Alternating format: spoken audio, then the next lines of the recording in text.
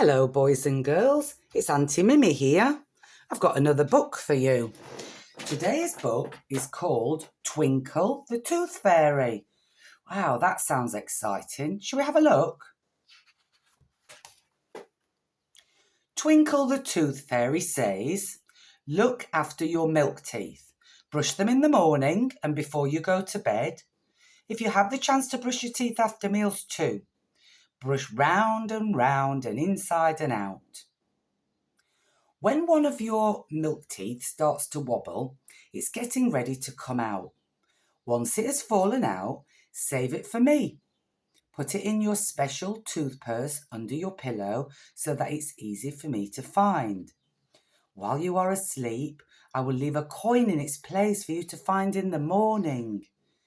In time, another tooth will grow to replace your milk tooth. Remember to brush your new teeth carefully too." Oh, look, she's here. She's come to collect the little tooth in the bag. Let's have a look here. Twinkle the Tooth Fairy was always very busy. Every night she collected the milk teeth that the children left under their pillows. But the teeth were so tiny that they were difficult to find in the dark. Late one summer's evening, she was looking for the last milk tooth. It must be here somewhere, she thought, tiptoeing around the edge of the bed. Suddenly she saw something sparkle in the moonlight. The tiny tooth had fallen on the floor. She picked it up carefully and put her last shiny coin under the pillow. "Good night," whispered Twinkle as she gently kissed the sleeping child and flew silently out of the window. Oh, look at this lovely room, little pussycat there and the tiny little fairy. Let's have a look. The sun was just coming up as Twinkle flew back to fairyland. All the fairies were very busy getting ready for the fairy ball. Fairy food had to be made by the best fairy cooks. Hundreds of fairy lights had to be put up. And the fairy orchestra was practicing very hard to make this the best fairy ball ever. Wow, that sounds exciting, doesn't it? Before going to bed, Twinkle decided to go and see her friend Thimble, the fairy dressmaker. Thimble had been very busy too, making all the dresses for the fairy ball. "What beautiful dresses!" exclaimed Twinkle. "I'm glad you like them," said Thimble, "but they would be so much better if I could decorate them with gold thread. I can't find any in the whole of fairyland." "I know where there's lots of golden thread. Leave it to me," Twinkle said excitedly and flew off high into the sky. She flew higher and higher. Soon she was among hundreds of bright shining stars. On she flew until she reached a huge golden ball, the sun. "Please, sun," she asked, "can you spare some of your fine golden thread for my friend Thimble? She needs it to make her dresses for the fairy ball." Let's see what Sun says. Twinkle waited. All of a sudden, a long trail of golden thread came slowly from the centre of the sun. Twinkle took the end of it and began to pull it towards her. "Oh, that tickles," laughed the sun. Soon Twinkle had gathered a large bundle of the precious thread. "Thank you, sun. Your thread will make my friend Thimble very happy." "You're very welcome, Twinkle," chuckled the sun. Then she flew back to fairyland, being very careful not to drop the golden thread on the way.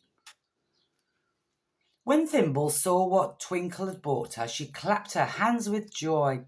"Thank you, Twinkle. Now my dresses will look perfect, and you will wear the finest one at the fairy ball."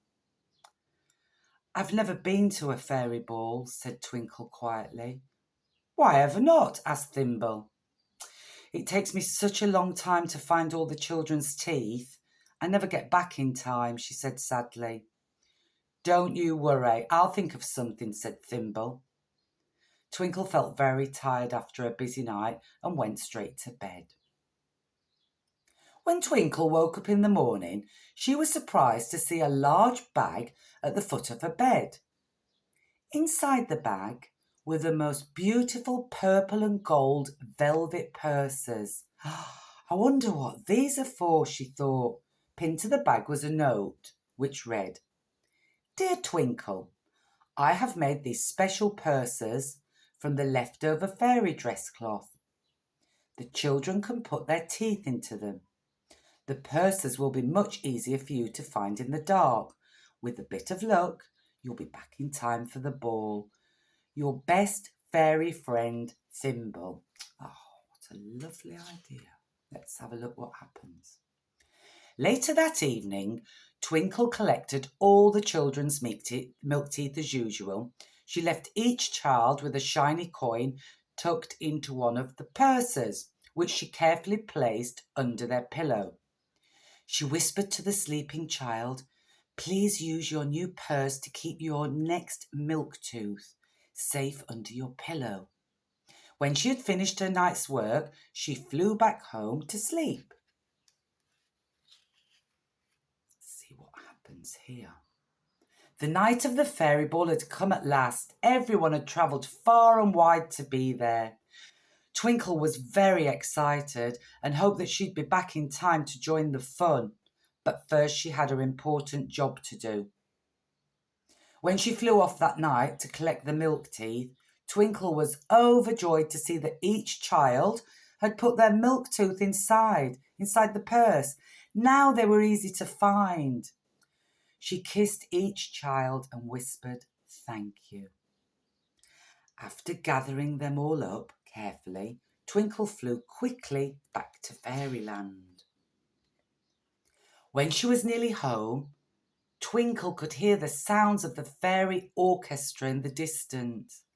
The whole sky was lit up from the lights of the fairy ball. Oh no, it's already started, she thought, so she flew even faster. Oh, look at the lovely party. Let's hope she gets there on time. When she reached home, Twinkle rushed to see her friend Thimble. Am I too late? She asked breathlessly. It's only just begun, laughed Thimble. You're in plenty of time. Thimble gave Twinkle one of her beautiful dresses to wear. While she was dressing, Twinkle told Thimble all about the good children putting their milk teeth in their new purses. Twinkle had a wonderful time at the fairy ball and ate the most delicious fairy food she'd ever tasted. Oh, look at that. It looks very yummy. Twinkle danced for hours and didn't feel in the least bit tired, and everyone agreed that in her beautiful new dress she was the prettiest fairy of all.